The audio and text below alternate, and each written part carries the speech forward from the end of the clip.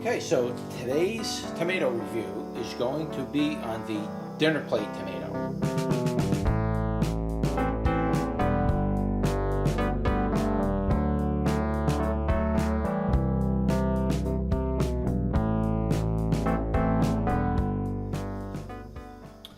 Now, this tomato's been on my table for a couple days, and the fruit flies have absolutely been attacking it because it's got cracks on it, as you can see from being in the weather out there, and it just started getting cracks, and they're really doing a number on it. Plus, you know, it's split too over here, so it's not exactly a show tomato. But let me show you, even with all the damage that this thing's been getting. Let's take a look at the inside of this.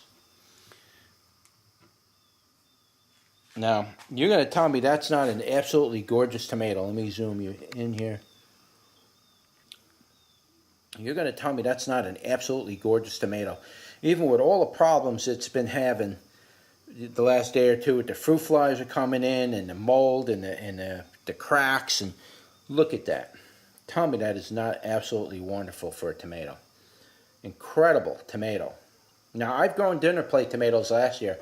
They didn't come out that well, so I'm not exactly sure what I said about them last year. But this year, whoa, look at that.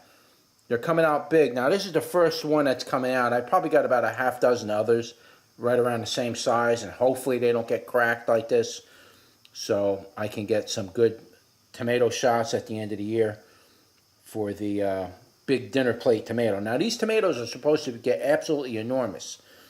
That's why they call them dinner plate. They get as big as a dinner plate. And I haven't been able to do that yet, but if I focus on the soil for that tomato, and I really concentrate on that tomato plant next year, really make a really good soil for it, I probably will get the dinner plate tomato out of it. But they're supposed to be like record size, so to speak. So that's what it looks like. And now this almost looks like a commercial tomato to me, guys. Yeah, I see a little bit of wilding on the inside, but I'm not really seeing anything in the rind. Now, if you really look at that rind, you don't really see those spots in there. So this tomato could be a commercial grade tomato. Doesn't mean that it's garbage. It doesn't mean that it's not organic. It doesn't mean that it's GMO or anything like that. That's nothing. That's not. It just means it's a commercial grade tomato, and they breed tomatoes specifically for supermarkets, so you get a perfect uniform color through the entire tomato. And it ripens quicker, and it does this. They're grown specifically for these purposes. They're raised that way. So this could be a commercial grade tomato, only because I'm not seeing a lot of that stuff in there.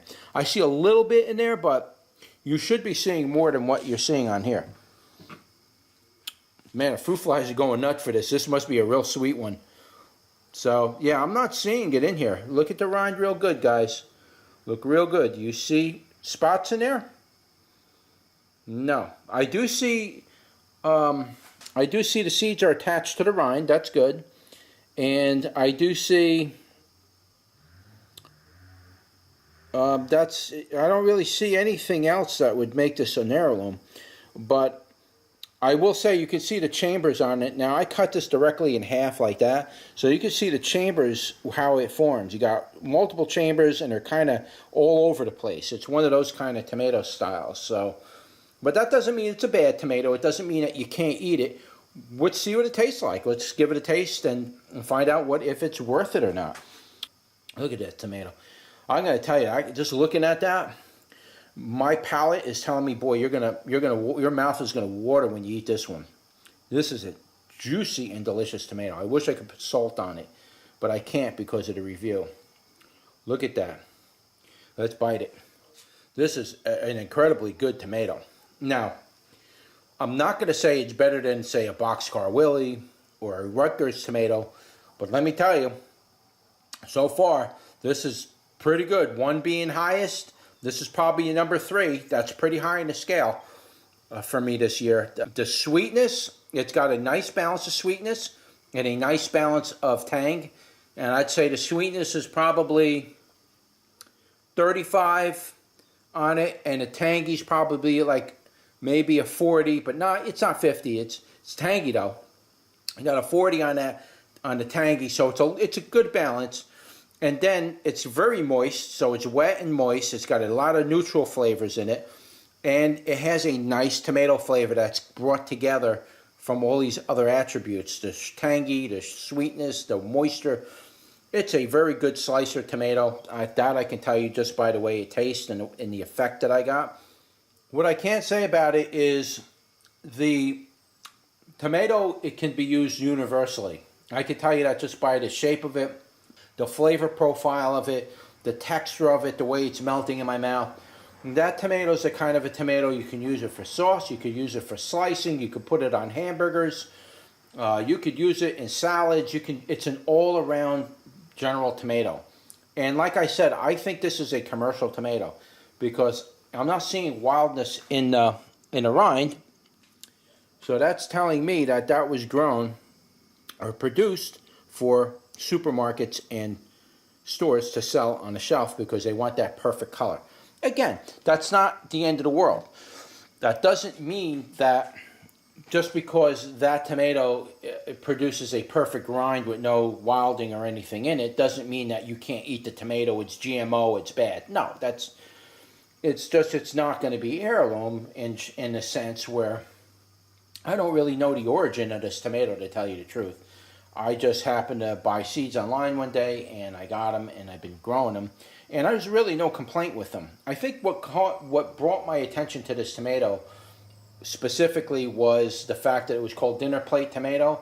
And I was looking to grow giant tomatoes. And I remember seeing a big picture of this big tomato, and that's what it's supposed to be. I think that was the tomato that was used to grow these 4 and 5 and 6 pound tomatoes, which you would want to grow it with something like this. So that's the tomato that was used, I believe. But it's still, in my opinion, it's still a commercial grade type tomato. Now, will it produce 4 or 5 pound tomatoes? I don't know. It might. I wasn't able to do it. But then again, I didn't do too good in most of my tomatoes this year. So I need to have new soil for my tomatoes. But it's possible. I mean, give it a try if you want to grow giant tomatoes. Just look for the dinner plate tomato. There's the dinner plate and there's the Big Zack. The Big Zack is another giant tomato. If you don't know, I don't know if I got any Big Zacks this year. I did grow the plant, but I don't know if I got any. But they're supposed to be another giant tomato.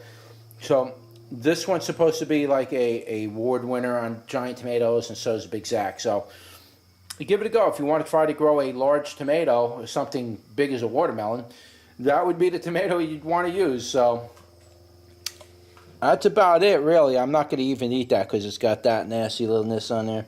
I'll cut that out. But yeah, that's a great tomato. I would definitely say give it a go. All right. Great flavor profile, great slicer tomato. But again, it does have that commercial uniformity to it. So if that's not something you really want to fool around with, don't buy it for that reason. If you're looking for giant tomatoes, then buy it for that reason. All right, but I'm going to rate this up there like a number 3 on my rating. It's definitely up there with the taste. It's perfectly uniform, and you can't go wrong with it eating it wise, unless it gets diseased or cracked or whatever. But yeah, give it a go. All right, so if you like this video, don't forget to like, share, and subscribe, and I will see you on the next one. Take care.